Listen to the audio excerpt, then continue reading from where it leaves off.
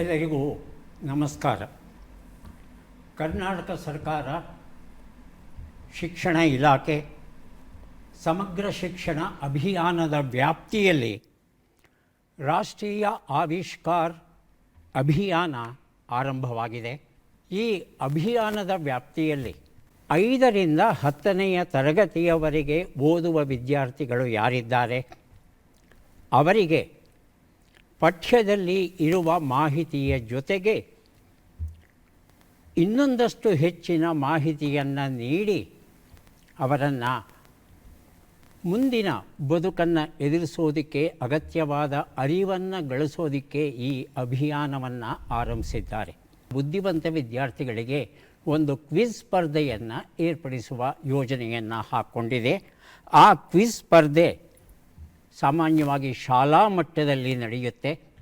ಅಲ್ಲಿ ಗೆದ್ದವರು ಬ್ಲಾಕ್ ಮಟ್ಟಕ್ಕೆ ಬರ್ತಾರೆ. ಬ್ಲಾಕ್ ಮಟ್ಟದಲ್ಲಿ ಗೆದ್ದವರು ಜಿಲ್ಲಾ ಮಟ್ಟಕ್ಕೆ, ಜಿಲ್ಲಾ ಮಟ್ಟದಲ್ಲಿ ಗೆದ್ದವರು ವಿಭಾಗೀಯ ಮಟ್ಟಕ್ಕೆ ಬರ್ತಾರೆ. ಹೀಗೆ ವಿಭಾಗೀಯ ಮಟ್ಟದಲ್ಲಿ ಗೆದ್ದು ಈಗ ಅಂತಿಮ ಸುತ್ತು ರಾಜ್ಯ ಮಟ್ಟದ ಸುತ್ತಿಗೆ ವಿದ್ಯಾರ್ಥಿಗಳು ಬಂದಿದ್ದಾರೆ. ಆ ವಿದ್ಯಾರ್ಥಿಗಳ ಪರಿಚಯ ಮಾಡಿಕೊಂಡು ನಮ್ಮ ಕ್ವಿಝನ್ನು ಆರಂಭಿಸೋಣ. ಮೊದಲ ತಂಡ ಗಂಗಾ, ದಯವಿಟ್ಟು ಪರಿಚಯ ಮಾಡಿಕೊಳ್ಳಿ. ನನ್ನ ಹೆಸರು ಸತ್ವಿನ್ ರಮೇಶ್ ಮಂಜಲಾಪುರ್. ನಾನು 5ನೇ ತರಗತಿಯಲ್ಲಿ ಓದುತ್ತಿದ್ದೇನೆ. ನನ್ನ ಶಾಲೆ ಹೆಸರು ಸರ್ಕಾರಿ ಕಿರಿಯ ಪ್ರಾಥಮಿಕ ಶಾಲೆ ಕೆರೆಕೊಪ್ಪ. ನಮ್ಮ ಜಿಲ್ಲೆ ಹಾವೇರಿ, ನಮ್ಮ ತಾಲೂಕು ಹಾವೇರಿ. ಬೆಳಗಾವಿ ವಲಯ. ಬಹಳ ಸಂತೋಷ. ಕಾರ್ಯಕ್ರಮಕ್ಕೆ ಸ್ವಾಗತವನ್ನು ಕೋರ್ತಾ ಇದ್ದೇವೆ ತಮ್ಮ ಸಹಸ್ಪರ್ಧಿ. ನನ್ನ ಹೆಸರು ಶ್ರೇಯಸ್ ಚೇತನ್ ಪಾಟೀಲ್. ನಾನು 5ನೇ ತರಗತಿಯಲ್ಲಿ ಓದುತ್ತಿದ್ದೇನೆ. ನನ್ನ ಶಾಲೆಯ ಹೆಸರು ಸರ್ಕಾರಿ ಕನ್ನಡ ಹಿರಿಯ ಪ್ರಾಥಮಿಕ ಶಾಲೆ ಆಡಿ. ನನ್ನ ವಿಭಾಗ ಬೆಳಗಾವಿ ವಿಭಾಗ. ನಾನು ಈ ತಂಡದ ನಾಯಕ. ಮುಂದಿನ ತಂಡ ಸರಸ್ವತಿ ತಂಡ, ದಯವಿಟ್ಟು ಪರಿಚಯ ಮಾಡಿಕೊಳ್ಳಿ. ನನ್ನ ಹೆಸರು ಅಕ್ಷಯ. ನಾನು 5ನೇ ತರಗತಿಯಲ್ಲಿ ಓದುತ್ತಿದ್ದೇನೆ. ನನ್ನ ಶಾಲೆಯ ಹೆಸರು ಸರ್ಕಾರಿ ಹಿರಿಯ ಪ್ರಾಥಮಿಕ ಶಾಲೆ ಅಣ್ಣಂಗೂರು, ಶಿಡ್ಲಘಟ್ಟ ತಾಲೂಕು, ಚಿಕ್ಕಬಳ್ಳಾಪುರ ಜಿಲ್ಲೆ ಹಾಗೂ ಬೆಂಗಳೂರು ವಿಭಾಗದಿಂದ ಬಂದಿದ್ದೇನೆ. ವೀಕ್ಷಕರೇ, ಅಕ್ಷಯ ಒಬ್ಬಳೇ ಕುಳಿತಿರೋದನ್ನು ನೋಡಿ ತಮಗೆ ಆಶ್ಚರ್ಯ ಆಗಬಹುದು. ಅಕ್ಷಯಳ ಜೊತೆ ಸ್ಪರ್ಧಿಸಬೇಕಾಗಿದ್ದಂಥ ವಿದ್ಯಾರ್ಥಿ ಆರ್ ಪ್ರದೀಪ್ ಚಿನ್ಮಯ್. ಈತ ವಿಶೇಷ ಚೇತನದ ಮಗು. ದುರದೃಷ್ಟವಶಾತ್ ಇತ್ತೀಚೆಗೆ ನಮ್ಮನ್ನು ಬಿಟ್ಟು ಹೋದ. ಸರ್ಕಾರಿ ಕಿರಿಯ ಪ್ರಾಥಮಿಕ ಶಾಲೆ ಮೈಲಪ್ಪನಹಳ್ಳಿಯ ಪ್ರದೀಪ್ ನಿಜಕ್ಕೂ ಪ್ರತಿಭಾವಂತನಾಗಿದ್ದ.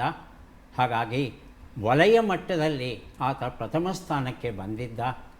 ಆದರೆ ವಿಧಿ ಕ್ರೂರವಾಗಿತ್ತು. ಹಾಗಾಗಿ ನಮ್ಮನ್ನು ಬಿಟ್ಟು ಹೋಗುವಂಥ ಒಂದು ಸ್ಥಿತಿ ಬಂತು. ಪ್ರದೀಪ್ ಆರ್ ಚಿನ್ಮಯ್, ಆತನ ಆತ್ಮಕ್ಕೆ ಶಾಂತಿ ದೊರಕಲಿ ಅಂತ ನಾವು ಪ್ರಾರ್ಥಿಸ್ತಾ ಸರಸ್ವತಿ ತಂಡದ ಅಕ್ಷಯ ಅವರಿಗೆ ಶುಭವನ್ನು ಹಾರೈಸ್ತಾ ಇದ್ದೇವೆ. ಈಗ 3ನೆಯ ತಂಡ ಯಮುನಾ ತಂಡ. ನನ್ನ ಹೆಸರು ಪವಿತ್ರ. ನಾನು 5ನೇ ತರಗತಿಯಲ್ಲಿ ಓದುತ್ತಿದ್ದೇನೆ. ನನ್ನ ಶಾಲೆ ಹೆಸರು ಸರಕಾರಿ ಹಿರಿಯ ಪ್ರಾಥಮಿಕ ಶಾಲೆ ರೈತನರ ಕ್ಯಾಂಪ್, ತಾಲೂಕು ಸಿಂಧನೂರು, ಜಿಲ್ಲೆ ರಾಯಚೂರು, ಕಲಬುರಗಿ ವಿಭಾಗದಿಂದ ಬರ್ತಿದ್ದೇನೆ. ಬಹಳ ಸಂತೋಷ ಪುಟ್ಟ. ನಿಮ್ಮ ಜೊತೆ ಬಂದಿರುವಂಥ ಹುಡುಗ ತನ್ನ ಪರಿಚಯ ಮಾಡ್ಕೋತಾನೀಗ.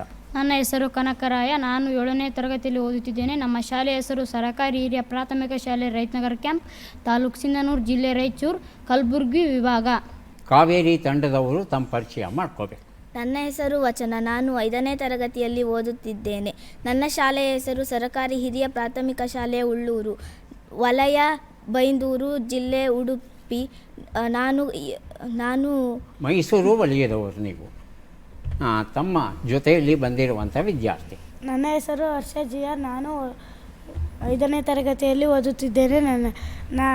ನನ್ನ ಶಾಲೆಯ ಹೆಸರು ಸರ್ಕಾರಿ ಕಿರಿಯ ಪ್ರಾಥಮಿಕ ಶಾಲೆ ಕೆಗೋಪನಹಳ್ಳಿ, ಹೊಳೆನರಸೀಪುರ ತಾಲೂಕು, ಹಾಸನ ಜಿಲ್ಲೆ.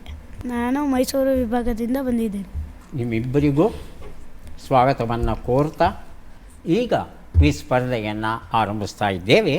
ಪ್ರಶ್ನೆಗಳನ್ನು ಗಂಗಾ ತಂಡದಿಂದ ಆರಂಭಿಸ್ತಾ ಇದ್ದೇವೆ. ಈಗ ಗಂಗಾ ತಂಡದವರಿಗೆ ಅವಕಾಶ.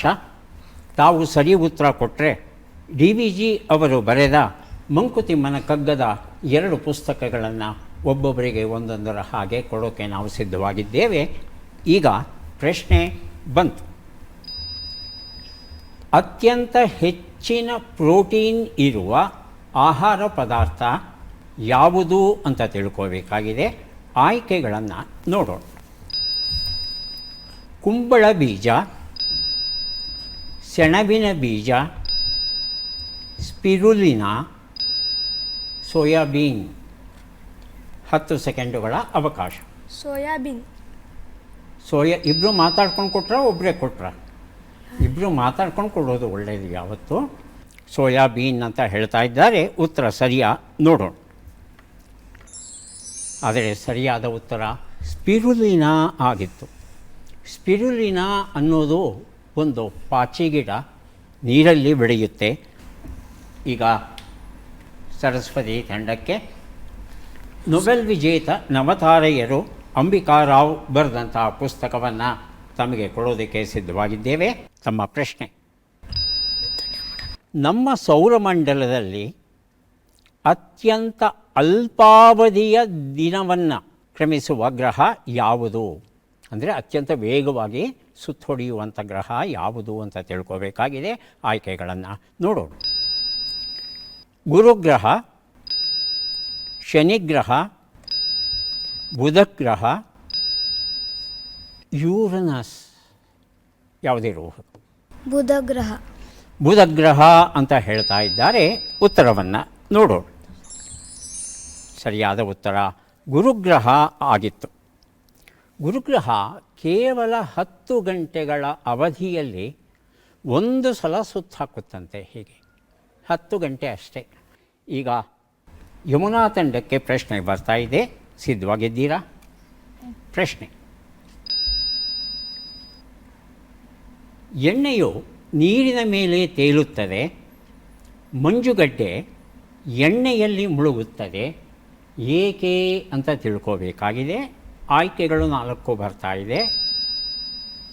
ಎಣ್ಣೆಯು ಮಂಜುಗಡ್ಡೆಗಿಂತ ಹಗುರ. ಆಯ್ಕೆ 2. ಎಣ್ಣೆ ಸಾಂದ್ರತೆ ಕಡಿಮೆ, ಮಂಜಿಗಿಂತ ಹೆಚ್ಚು.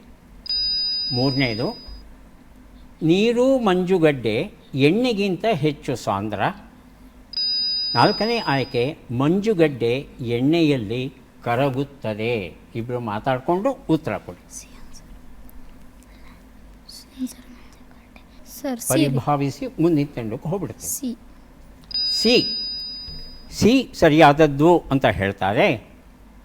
ಉತ್ತರವನ್ನು ನೋಡೋಣ. ಎಣ್ಣೆ ಸಾಂದ್ರತೆ ಕಡಿಮೆ, ಮಂಜಿಗಿಂತ ಹೆಚ್ಚು ಅನ್ನೋದು ಸರಿಯಾದ ಉತ್ತರ ಆಗಿತ್ತು. ಸಾಂದ್ರತೆ ಅಥವಾ ಡೆನ್ಸಿಟಿ ಅಂತ ಏನು ಹೇಳ್ತೇವೆ, ಅದು ಒಂದು ವಸ್ತುವನ್ನು ತೇಲಿಸುತ್ತೆ ಇಲ್ಲ ಮುಳುಗಿಸುತ್ತೆ.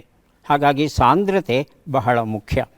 ಮಹಾಭಾರತ ಅನ್ವೇಷಣೆ ಪುಸ್ತಕವನ್ನು ಕೊಡಬೇಕು ಅಂತಿದ್ದೆ, ಅದು ನನ್ನಲ್ಲೇ ಉಳಿಬೇಕಾಗಿ ಬಂತು. ಈಗ ಕಾವೇರಿ ತಂಡಕ್ಕೆ ವಾಗ್ಬಾಣಗಳು ನಗೆ ಬರಹಗಳ ಕೃತಿ ಗಂಗಾವತಿ ಬಿ ಪ್ರಾಣೇಶ್ ಅವರು ಬರೆದಂಥ ಪುಸ್ತಕ ಕೊಡೋಕೆ ಸಿದ್ಧವಾಗಿದ್ದೇವೆ. ಕಾವೇರಿ, ಬಂತು ಪ್ರಶ್ನೆ. ತರಕಾರಿಯನ್ನು ಬೇಯಿಸುವಾಗ ಒಂದು ಚಿಟಿಕೆ ಅಡುಗೆ ಸೋಡಾ ಹಾಕಿದರೆ ಅದು ಬೇಗ ಬೇಯುತ್ತಂತೆ.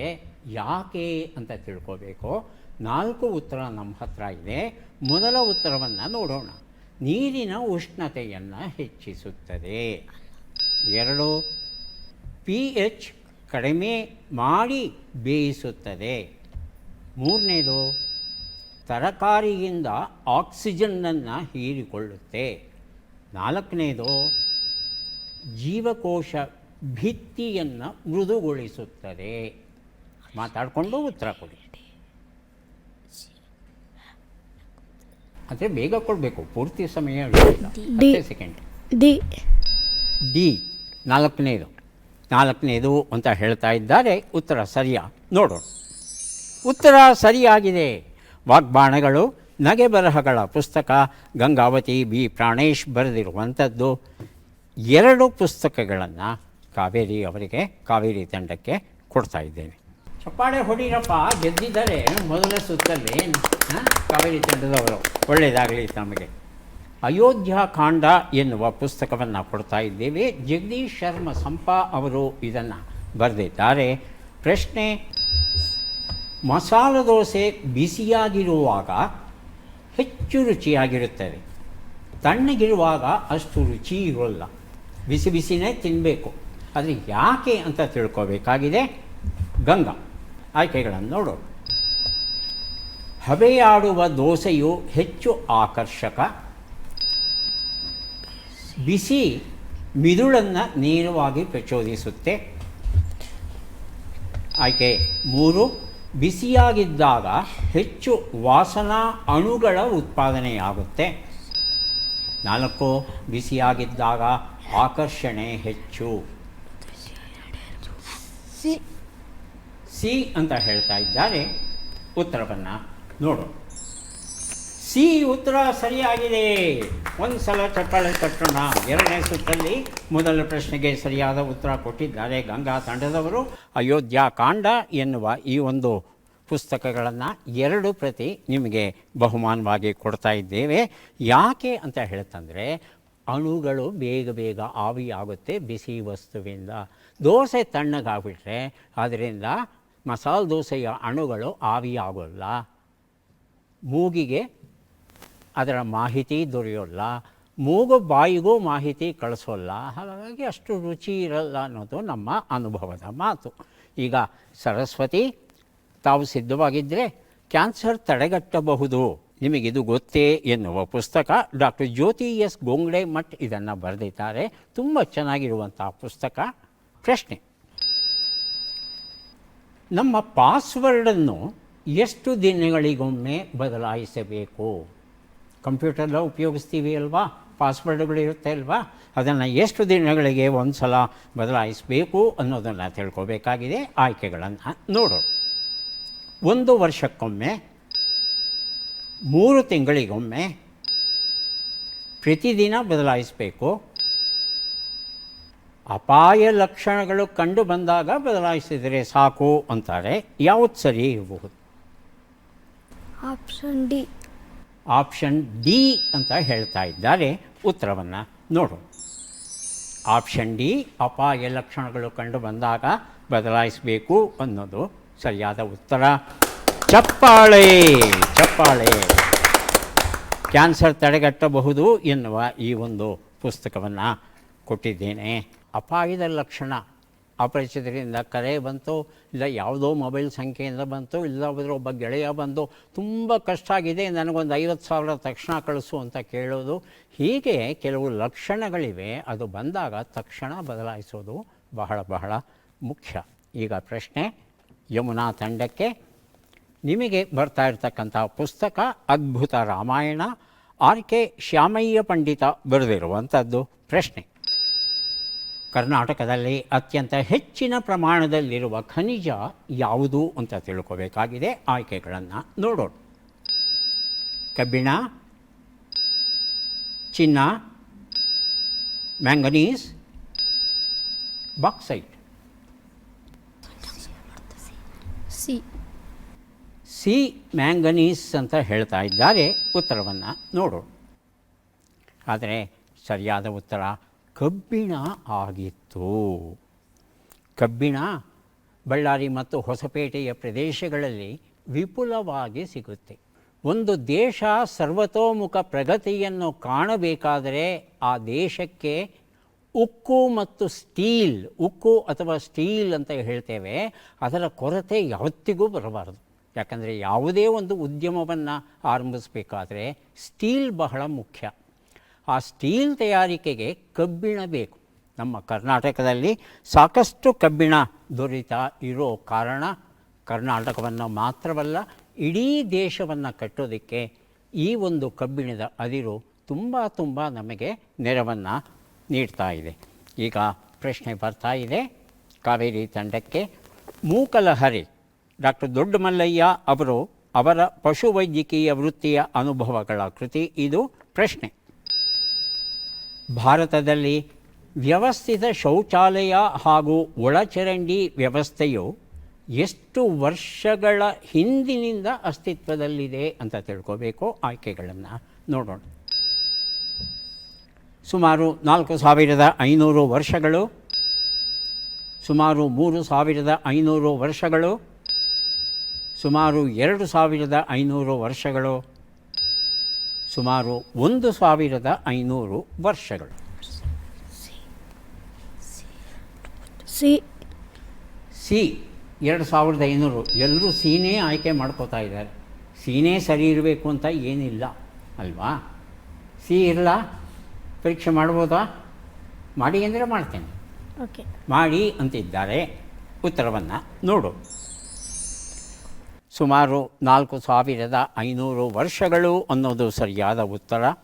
ಹರಪ್ಪ ಮತ್ತು ಮೊಹೆಂಜದಾರೋ ಸಂಸ್ಕೃತಿಗಳು ಕ್ರಿಸ್ತಪೂರ್ವ 2006ರಲ್ಲಿ ಏನು ಇತ್ತು ನಮ್ಮ ದೇಶದಲ್ಲಿ, ಅಲ್ಲಿನ ನಗರ ವ್ಯವಸ್ಥೆ ಅತ್ಯುತ್ತಮವಾಗಿತ್ತು. ಪ್ರತಿಯೊಂದು ಮನೆಯಲ್ಲೂ ಅವರದ್ದೇ ಆದ ಶೌಚಾಲಯ ಇರ್ತಿತ್ತು. ಊರಿನ ಆಚೆ ಏನಿದೆ, ಆಚೆಗೆ ಎಲ್ಲ ತ್ಯಾಜ್ಯ ಹೋಗಿ ಹೊರಗಡೆ ವಿಸರ್ಜನೆ ಆಗ್ತಾಯಿತ್ತು. ಜನಸಾಮಾನ್ಯರ ಸಂಪರ್ಕಕ್ಕೆ ಬರ್ತಾ ಇರಲಿಲ್ಲ. ಇಂತಹ ವ್ಯವಸ್ಥೆ ನಮ್ಮ ದೇಶದಲ್ಲೇ ಸುಮಾರು 4500 ವರ್ಷಗಳ ಹಿಂದೆ ಇತ್ತು ಅಂದರೆ ನಾವು ಹೆಮ್ಮೆ ಪಡಬಹುದಾದಂಥ ವಿಚಾರ. ಕಾರ್ಯಕ್ರಮದ ಕೊನೆಯ ಘಟ್ಟಕ್ಕೆ ಬಂದಿದ್ದೇವೆ. ಚಟ್ಪಟ್ ಚಿನ್ಕುರಳಿ 5 ಪ್ರಶ್ನೆಗಳನ್ನು ಕೇಳ್ತೇವೆ. 2 ಆಯ್ಕೆಗಳಿರುತ್ತೆ. ಸರಿ ಉತ್ತರ ನೀಡಿದರೆ ಒಂದು ಪುಸ್ತಕ ಬಹುಮಾನವಾಗಿ ಅವರಿಗೆ ದೊರೆಯುತ್ತೆ. ಮೊದಲ ಅವಕಾಶ ಗಂಗಾ ತಂಡದ ಮೊದಲ ಸ್ಪರ್ಧಿಗೆ. ಸಿದ್ಧವಾಗಿದ್ದೀರಾ? ತಮ್ಮ ಪ್ರಶ್ನೆಗಳು ಈಗ ಬಂತು. ಈ ಲಾಂಛನವನ್ನು ಗುರುತಿಸಿ. ಶೇಲ್ ಸಂಸ್ಥೆದ, ಸ್ಟಾರ್ಬಕ್ಸ್ ಸಂಸ್ಥೆದ? ಥಟ್ಟತೆ ಹೇಳಬೇಕು.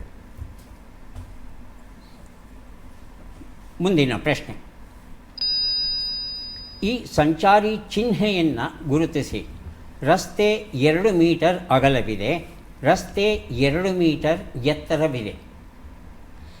ರಸ್ತೆ 2 ಮೀಟರ್ ಅಗಲವಿದೆ. ಮುಂದಿನ ಪ್ರಶ್ನೆ. ಈ ಸ್ವಾತಂತ್ರ್ಯ ಹೋರಾಟಗಾರರನ್ನು ಗುರುತಿಸಿ. ಸುಭಾಷ್ ಚಂದ್ರ ಬೋಸ್, ಸತ್ಯೇಂದ್ರನಾಥ ಬೋಸ್? ಸುಭಾಷ್ ಚಂದ್ರ ಬೋಸ್. ಸುಭಾಷ್ ಚಂದ್ರ ಬೋಸ್. ಮುಂದಿನ ಪ್ರಶ್ನೆ. ಈ ಹಣ್ಣನ್ನು ಗುರುತಿಸಿ. ಬುದ್ಧನ ಕೈಬೆರಳು, ಮಹಾವೀರನ ಕೈಬೆರಳು? ಮಹಾವೀರನ ಕೈಬೆರಳು. ಮುಂದಿನ ಪ್ರಶ್ನೆ. ಈ ಐತಿಹಾಸಿಕ ಕಟ್ಟಡವನ್ನು ಗುರುತಿಸಿ. ಬುಲಂದ್ ದರ್ವಾಜ, ದರ್ವಾಜಾ ಐ ರೋಜಾ? ಆಯ್ಕೆ 2. ಆಯ್ಕೆ 2 ಅಂತ ಹೇಳ್ತಾ ಇದ್ದಾರೆ. ಉತ್ತರವನ್ನು ನೋಡ್ತಾ ಹೋಗೋಣ. ಮೊದಲ ಪ್ರಶ್ನೆಗೆ ಉತ್ತರ ಶೆಲ್ ಸರಿಯಾದ ಉತ್ತರ ಆಗಿತ್ತು. ತಾವು ಉತ್ತರ ಕೊಟ್ಟಿಲ್ಲ. ಮುಂದಿನ ಪ್ರಶ್ನೆಗೆ ಉತ್ತರ ರಸ್ತೆ 2 ಮೀಟರ್ ಅಗಲವಿದೆ. ತಮ್ಮ ಉತ್ತರ ಸರಿಯಾಗಿದೆ. ಮೂರನೇ ಪ್ರಶ್ನೆಗೆ ಉತ್ತರ ಸುಭಾಷ್ ಚಂದ್ರ ಬೋಸ್. ಉತ್ತರ ಸರಿಯಾಗಿದೆ. ನಾಲ್ಕನೇ ಪ್ರಶ್ನೆಗೆ ಉತ್ತರ ಬುದ್ಧನ ಕೈಬೆರಳು ಆಗಿತ್ತು. ಫಿಂಗರ್ಡ್ ಸಿಟ್ರಸ್ ಮೆಡಿಕಾ ಅಂತ ಕರೀತಾರೆ ಇದನ್ನು. ಐದನೇ ಪ್ರಶ್ನೆಗೆ ಉತ್ತರ ಇದು ಬುಲಂದ್ ದರ್ವಾಜ ಫತೇಪುರ್ ಸಿಕ್ರಿಯಲ್ಲಿದೆ, ಆ ಒಂದು ಕಟ್ಟಡ ಆಗಿತ್ತು. ಎಷ್ಟು ಪ್ರಶ್ನೆಗೆ ಸರಿ ಉತ್ತರ ಕೊಟ್ಟಿದ್ದೀರಿ? 2 ಪ್ರಶ್ನೆಗೆ ತಾವು ಸರಿಯಾದ ಉತ್ತರ ಕೊಟ್ಟಿದ್ದೀರಿ. 2 ಪುಸ್ತಕಗಳನ್ನು ತಮಗೆ ಕೊಡ್ತಾ ಇದ್ದೇವೆ. ಸರಸ್ವತಿ ತಂಡಕ್ಕೆ ಪ್ರಶ್ನೆಗಳು ಬರ್ತಾ ಇದೆ. ಸಿದ್ಧವಾಗಿದ್ದೀರಾ? ಮೊದಲ ಪ್ರಶ್ನೆ. ಈ ಲಾಂಛನವನ್ನು ಗುರುತಿಸಿ. Mercedes Benz, Ashok Leyland? ಪೂರ್ತಿ ಹೇಳಿಮ್ಮ. Ashok Leyland, Mercedes Benz? Mercedes Benz. ಮುಂದಿನ ಪ್ರಶ್ನೆ. ಈ ಸಂಚಾರಿ ಚಿಹ್ನೆಯನ್ನು ಗುರುತಿಸಿ. ಬಲತುದಿಯಲ್ಲಿ ಚಲಿಸಿ, ಕಡ್ಡಾಯವಾಗಿ ಬಲತುದಿಯಲ್ಲಿ ಚಲಿಸಿ. ಈ ನೀಲಿ ಬಣ್ಣ ಬಾಣದ ಗುರುತು, ಹಾಗಂದರೆ ಅರ್ಥ ಕಡ್ಡಾಯವಾಗಿ ಬಲತುದಿಯಲ್ಲಿ ಚಲಿಸಿ. ಮುಂದಿನ ಪ್ರಶ್ನೆ. ಈ ಸ್ವಾತಂತ್ರ್ಯ ಹೋರಾಟಗಾರರನ್ನು ಗುರುತಿಸಿ. ದಾದಾಬಾಯಿ ನವರೋಜಿ, ರವೀಂದ್ರನಾಥ ಠಾಕೂರ್? ದಾದಾಬಾಯಿ ನವರೋಜಿ. ಮುಂದಿನ ಪ್ರಶ್ನೆ. ಈ ಹಣ್ಣನ್ನು ಗುರುತಿಸಿ. ಸಿಹಿ ಹುಣಸೆ, ಹುಳಿ ಹುಣಸೆ? ಸಿಹಿ ಹುಣಸೆ. ಮುಂದಿನ ಪ್ರಶ್ನೆ. ಈ ಐತಿಹಾಸಿಕ ಕಟ್ಟಡವನ್ನು ಗುರುತಿಸಿ. ಸೂರ್ಯ ದೇವಾಲಯ ಮೊದೇರಾ, ಸೂರ್ಯ ದೇವಾಲಯ ಕೊನಾರ್ಕ್? ಸೂರ್ಯ ದೇವಾಲಯ ಕೊನಾರ್ಕ್. ಉತ್ತರವನ್ನು ನೋಡ್ತಾ ಹೋಗೋಣ. ಒಂದು ಉತ್ತರ ಮರ್ಸಿಡೆಸ್ ಬೆನ್ಸ್ ಉತ್ತರ ಸರಿಯಾಗಿದೆ. ಎರಡನೇ ಪ್ರಶ್ನೆಗೆ ಉತ್ತರ ಕಡ್ಡಾಯವಾಗಿ ಬಲತುದಿಯಲ್ಲಿ ಚಲಿಸಿ ಉತ್ತರ ಸರಿಯಾಗಿದೆ. ಮೂರನೇ ಪ್ರಶ್ನೆಗೆ ಉತ್ತರ ದಾದಾಬಾಯಿ ನವರೋಜಿ ಸರಿಯಾಗಿದೆ. ನಾಲ್ಕನೇ ಪ್ರಶ್ನೆಗೆ ಉತ್ತರ ಸಿಹಿ ಹುಣಸೆ ಮನಿಲಾ ಟ್ಯಾಮರಿಂಡ್ ಅಂತ ನಾವು ಹೇಳ್ತೇವೆ, ಉತ್ತರ ಸರಿಯಾಗಿದೆ. ನಾಲ್ಕನೇ ಪ್ರಶ್ನೆಗೆ ಉತ್ತರ ಆಯಿತು. ಐದನೇ ಪ್ರಶ್ನೆಗೆ ಉತ್ತರವನ್ನು ನೋಡೋಣ. ಇದು ಸೂರ್ಯ ದೇವಾಲಯ ಕೊನಾರಕ್ ಆಗಿತ್ತು. 5 ಪ್ರಶ್ನೆಗಳಿಗೆ ಸರಿಯಾದ ಉತ್ತರವನ್ನು ನೀಡಿದ್ದಾರೆ ಸರಸ್ವತಿ ತಂಡದವರು. ಹಾಗಾಗಿ ಅವರಿಗೆ 5 ಪುಸ್ತಕಗಳನ್ನು ಕೊಡ್ತಾ ಇದ್ದೇವೆ. ಈಗ ಮುಂದಿನ ಅವಕಾಶ ಬರ್ತಾ ಇದೆ. ಯಮುನಾ ತಂಡಕ್ಕೆ ಸಿದ್ಧವಾಗಿದ್ದರೆ ಪ್ರಶ್ನೆಗಳನ್ನು ಆರಂಭಿಸ್ತೇವೆ. ಶುರು ಮಾಡೋಣ. ಮೊದಲ ಪ್ರಶ್ನೆ, ಈ ಲಾಂಛನವನ್ನು ಗುರುತಿಸಿ. WhatsApp, Instagram. ಮುಂದಿನ ಪ್ರಶ್ನೆ, ಈ ಸಂಚಾರಿ ಚಿಹ್ನೆಯನ್ನು ಗುರುತಿಸಿ. ಹಾರ್ನ್ ಕಡ್ಡಾಯವಾಗಿ ಮಾಡಬಾರದು, ಹಾರ್ನ್ ಕಡ್ಡಾಯವಾಗಿ ಮಾಡಬೇಕು. ಹಾರ್ನ್ ಕಡ್ಡಾಯವಾಗಿ ಮಾಡಬಾರದು. ಮುಂದಿನ ಪ್ರಶ್ನೆ, ಈ ಸ್ವಾತಂತ್ರ್ಯ ಹೋರಾಟಗಾರರನ್ನು ಗುರುತಿಸಿ. ಲಾಲಾ ಲಜಪತ್ ರಾಯ್, ಮಹದೇವ ಗೋವಿಂದ ರಾನಡೆ. ಲಾಲಾ ಲಜಪತ್ ರಾಯ್. ಮುಂದಿನ ಪ್ರಶ್ನೆ, ಈ ಮೀನನ್ನು ಗುರುತಿಸಿ. ಮಹಾಸೀರ್ ಮೀನು, ಬಂಗಡೆ ಮೀನು. ಮಹಾಸೀರ್ ಮೀನು. ಮುಂದಿನ ಪ್ರಶ್ನೆ, ಈ ಐತಿಹಾಸಿಕ ಕಟ್ಟಡವನ್ನು ಗುರುತಿಸಿ. ಬಾದಾಮಿ ಗುಹೆ, ಅಜಂತಾ ಗುಹೆ. ಅಜಂತಾ ಗುಹೆ. ಉತ್ತರವನ್ನು ನೋಡ್ತಾ ಹೋಗೋಣ. 1 ಉತ್ತರ. ಇನ್ಸ್ಟಾಗ್ರಾಮ್ ಸರಿಯಾಗಿದೆ. ಮುಂದಿನ ಪ್ರಶ್ನೆಗೆ ಉತ್ತರ. ಹಾರ್ನ್ ಕಡ್ಡಾಯವಾಗಿ ಮಾಡಬೇಕು. ತಾವು ಏನು ಹೇಳಿದ್ರಿ? ಮಾಡಬಾರ್ದು ಅಂತ ಹೇಳಿದ್ರಿ ಅಲ್ವಾ? ಮಾಡಲೇಬೇಕು. ಮುಂದಿನ ಪ್ರಶ್ನೆ, ಲಾಲಾ ಲಜಪತ್ ರಾಯ್. ಉತ್ತರ ಸರಿಯಾಗಿದೆ. 4ನೇ ಪ್ರಶ್ನೆಗೆ ಉತ್ತರ ಮಹಾಸೀರ್ ಮೀನು. ತೋರ್ ತಾಂಬ್ರಾಯ್ಡಸ್ ಅಂತ ಸುಮಾರು 40ರಿಂದ 50 kgಗಳಷ್ಟು ಭಾರವನ್ನು ಹೊಂದಿರುವಂಥ ಮೀನು ಇದು. 5ನೇ ಪ್ರಶ್ನೆಗೆ ಉತ್ತರ ಇದು ಅಜಂತಾ ಗುಹೆ, ಚೈತ್ಯಗೃಹ ಅಂತ ಕರಿತೇವೆ.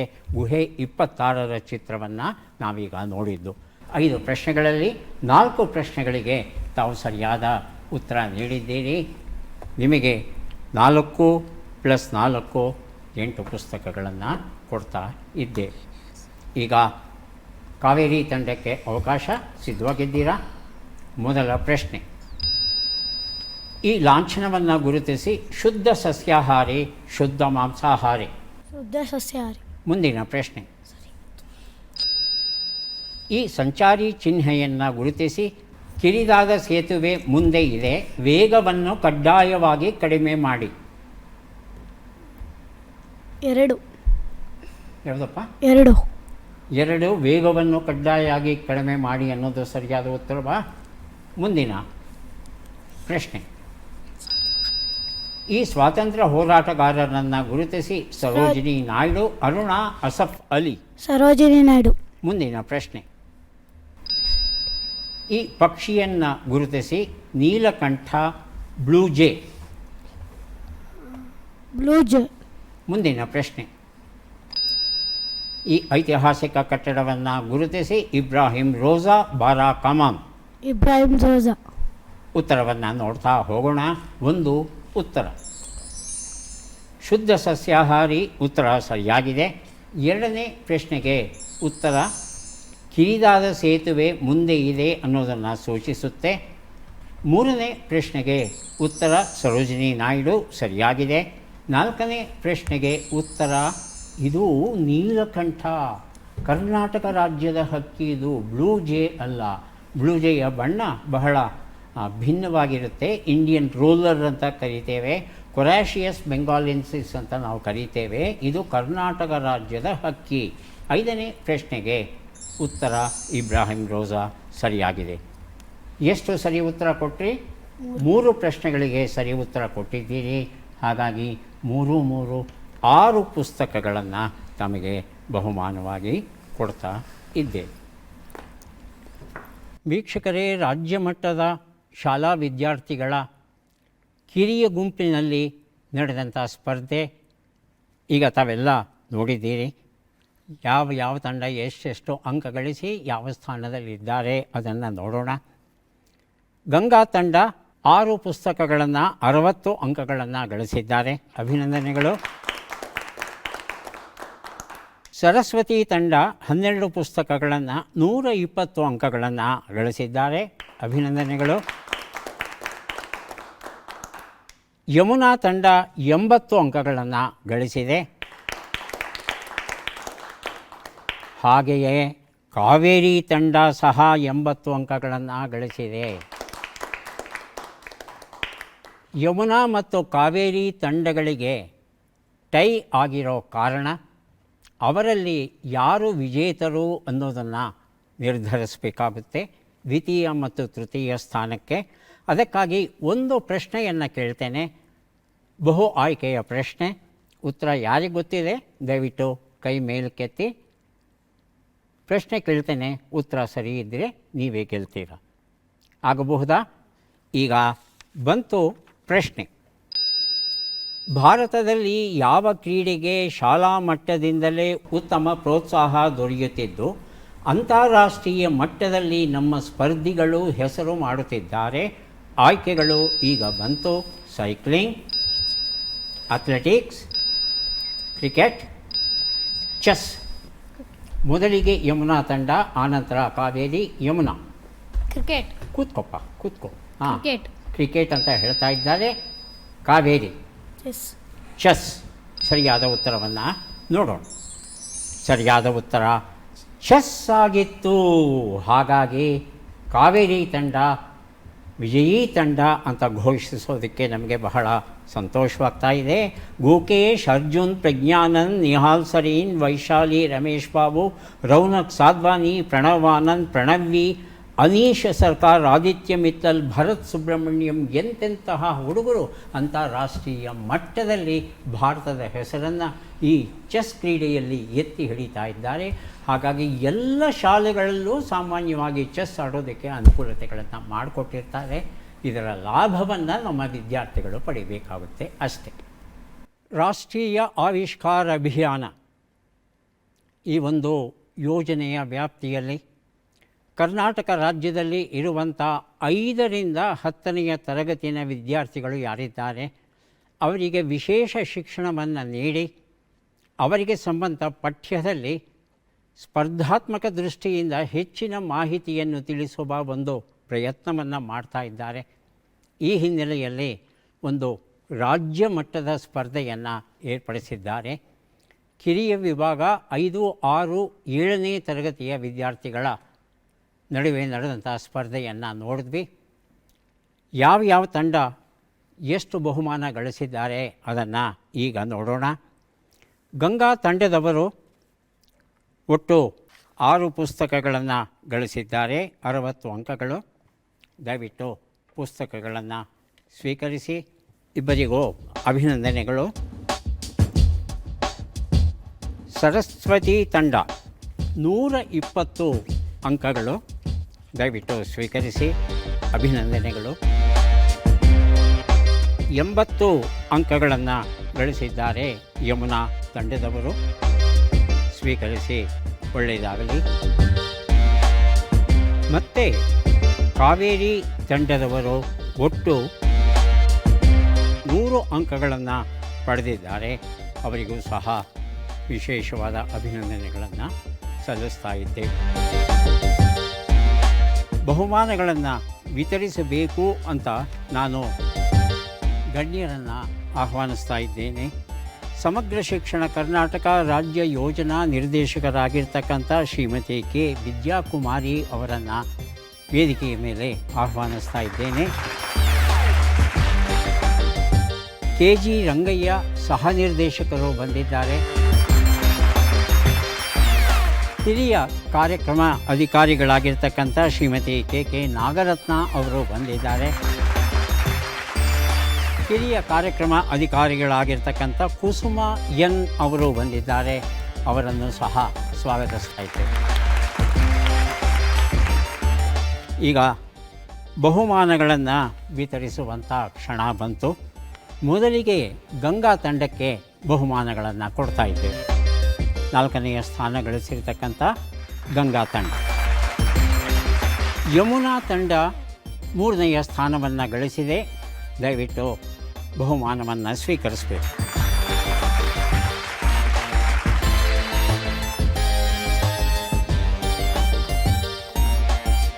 ಎರಡನೆಯ ಸ್ಥಾನದಲ್ಲಿದ್ದಾರೆ ಕಾವೇರಿ ತಂಡದವರು. ಬಹುಮಾನವನ್ನು ದಯವಿಟ್ಟು ಸ್ವೀಕರಿಸಿ.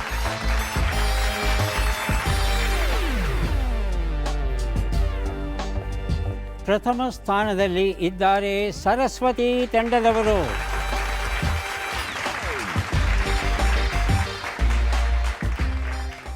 ವೀಕ್ಷಕರೇ, ಅಕ್ಷತಾ ಜೊತೆಯಲ್ಲಿ ಸಹಸ್ಪರ್ಧಿಯಾಗಿ ಬರಬೇಕಾದಂಥ ಪ್ರದೀಪ್, ಆತ ಓದಿದಂಥ ಶಾಲೆಗೆ ಆತನ ಪರವಾಗಿ ಪುಸ್ತಕಗಳನ್ನು ಕೊಡ್ತಾ ಇದ್ದೇವೆ. ಆತ ಇದ್ದಿದ್ದರೆ ಏನು ಗೆಲ್ಲಬಹುದಾಗಿತ್ತೋ ಆ ಪುಸ್ತಕಗಳನ್ನು ಕೊಡ್ತಾ ಇದ್ದೇವೆ.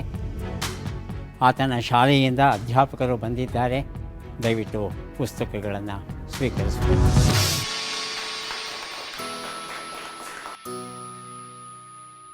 ಡಾಕ್ಟರ್ ಕೆ ವಿದ್ಯಾಕುಮಾರಿ IAS ಅಧಿಕಾರಿಗಳು ಈ ಯೋಜನೆಯ ಬಗ್ಗೆ ತಮ್ಮ ಅನಿಸಿಕೆಗಳನ್ನು ಈಗ ಹೇಳ್ತಾರೆ. ಎಲ್ಲರಿಗೂ ನಮಸ್ಕಾರ. ಸರ್ಕಾರಿ ಶಾಲೆಯಲ್ಲಿ ಓದುವಂತಹ ಯಾವ ಮಕ್ಕಳು ಕೂಡ ಹಿಂದೆ ಬೀಳಬಾರ್ದು. ಅವರು ಎಲ್ಲರ ಜೊತೆ ಒಂದು ಗಟ್ಟಿ ಕಾಳಿನ ರೀತಿಯಲ್ಲಿ ಮುಂದೆ ಬರಬೇಕು ಅನ್ನುವಂಥದ್ದು ಸರ್ಕಾರದ ಉದ್ದೇಶ. ಅದರ ಜೊತೆಗೆ ಸರ್ಕಾರಿ ಶಾಲೆಯಲ್ಲಿ ಓದುವಂಥ ಮಕ್ಕಳು ಯಾವತ್ತೂ ಕೂಡ ಯಾವುದೇ ರೀತಿಯಲ್ಲಿ ಒಂದು ಹಿನ್ನಡೆ ಅನುಭವಿಸಬಾರ್ದು. ಅವರಿಗೆ ಯಾವತ್ತೂ ಕೂಡ ಅವರಿಗೂ ಕೂಡ ಬದುಕಿನಲ್ಲಿ ಮುಂದೆ ಬರುವುದಕ್ಕೆ ಎಲ್ಲ ರೀತಿಯ ಸಾಕಷ್ಟು ಅವಕಾಶಗಳನ್ನು ಮಾಡಿಕೊಡುವಂಥದ್ದು ಕೂಡ ಸರ್ಕಾರದ ಉದ್ದೇಶ ಆಗಿದೆ. ಈ ಹಿನ್ನೆಲೆಯಲ್ಲಿ ಈ ರಸಪ್ರಶ್ನೆ ಕಾರ್ಯಕ್ರಮ ಒಂದು, ಇದೇ ರೀತಿಯಲ್ಲಿ ಕ್ರೀಡಾ ಚಟುವಟಿಕೆಗಳು, ಪ್ರತಿಭಾ ಕಾರಂಜಿ ಕಾರ್ಯಕ್ರಮಗಳು, ಅದೇ ರೀತಿಯಲ್ಲಿ ಕಲಾ ಉತ್ಸವ ಕಾರ್ಯಕ್ರಮ ಎಲ್ಲವನ್ನು ಕೂಡ ಸರ್ಕಾರಿ ಶಾಲೆಯಲ್ಲಿ ನಡೆಸ್ತಾ ಇದ್ದೇವೆ. ಅದರಿಂದಾಗಿ ಇಂಥ ಕಾರ್ಯಕ್ರಮಕ್ಕೆ ನಮಗೆ ಇವತ್ತು ವೇದಿಕೆ ರೂಪಿಸಿದಂಥ ದೂರದರ್ಶನದಲ್ಲಿ ನಮಗೆ ರಸಪ್ರಶ್ನೆ ಕಾರ್ಯಕ್ರಮವನ್ನು ನಡೆಸಿಕೊಂಡಿರುವಂತಹ ಡಾಕ್ಟರ್ ಸೋಮೇಶ್ವರರವರು, ಅದೇ ರೀತಿಯಲ್ಲಿ ದೂರದರ್ಶನ ತಂಡದ ಎಲ್ಲ ಸಿಬ್ಬಂದಿಗಳಿಗೂ ಕೂಡ ನಾನು ಧನ್ಯವಾದಗಳನ್ನು ಹೇಳೋದಕ್ಕೆ ಈ ಸಂದರ್ಭದಲ್ಲಿ ಇಷ್ಟಪಡ್ತೀನಿ. Thank you. ಎಲ್ಲ ವಿದ್ಯಾರ್ಥಿಗಳಿಗೆ ಅಭಿನಂದನೆಗಳು. ಮತ್ತೆ ಭೇಟಿಯಾಗೋಣ. ನಮಸ್ಕಾರ.